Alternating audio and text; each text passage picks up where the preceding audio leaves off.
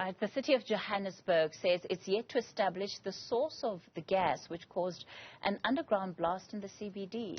One person has died and over 40 others were injured in that blast exactly a week ago tonight at damaged Liliengoy Street near the Bree taxi rank. Officials have urged residents to be patient as they prepare to fix some of the damaged infrastructure.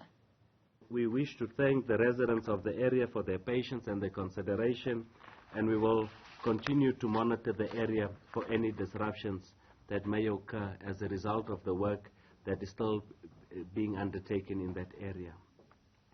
As you are aware, investigations are still inconclusive on the cause of the explosion, what may have ignited the gas or the source of the gas in the underground tunnels.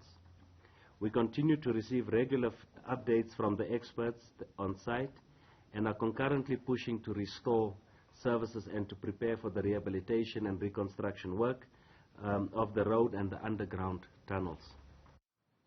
We're joined now by Joburg Deputy Communications Director Nthatisi Modingoane.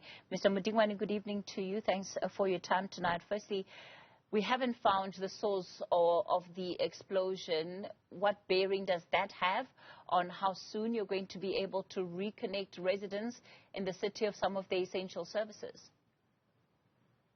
No, thank you very much, Kathy, and thank you very much to the viewers at home.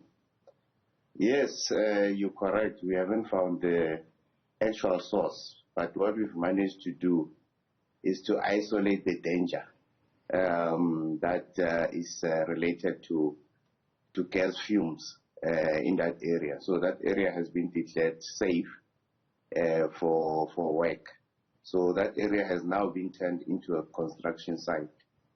As of yesterday, we had started already switching on electricity.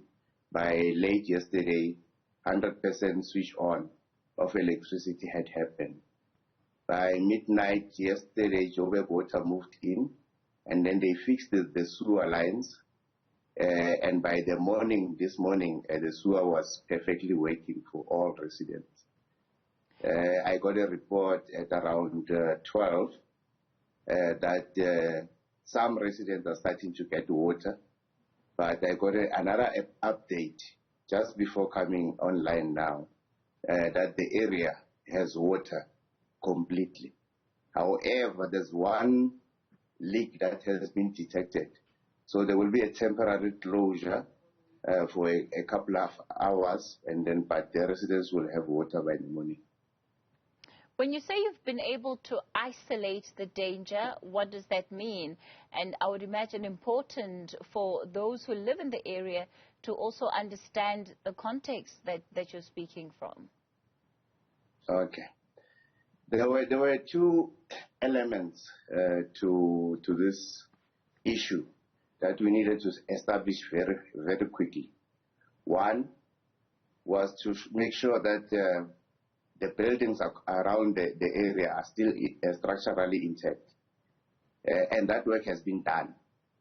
And we can safely say the buildings are habitable, people can still live there.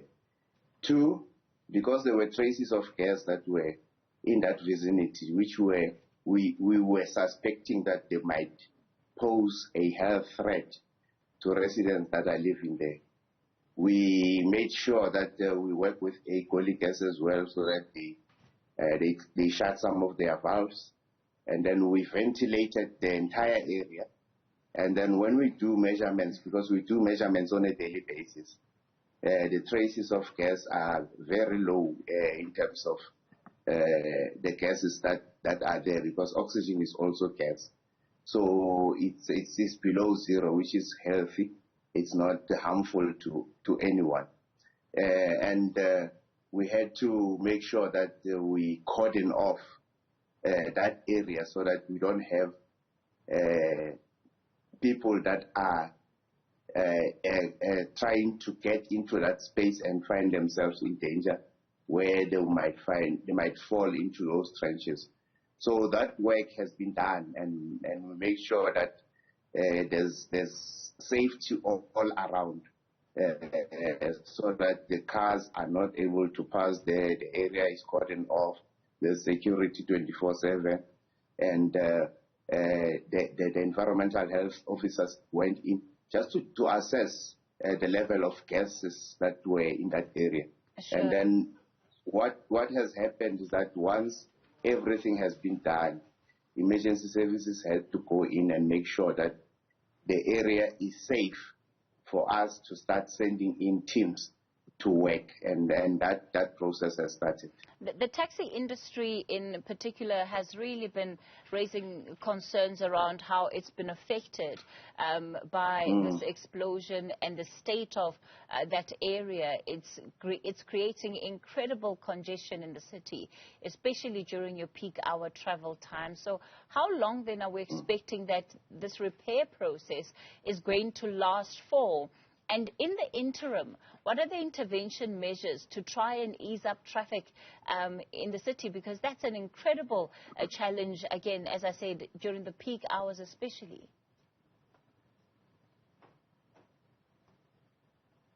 I lost the last part. Can I respond? Go for it.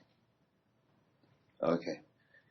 Yes, we do understand, especially because that's the main taxi route for the taxis that are going eastward. And for the city, we explored various options. One of the options that we wanted to look into was to look at converting the GP Street into a two-way. However, our traffic engineers have advised that it's not feasible at this stage because all the traffic signals in that route are designed for a one-way route. But we have, through JRA, developed a few diversion plans that we are implementing together with JMPD so that we assist.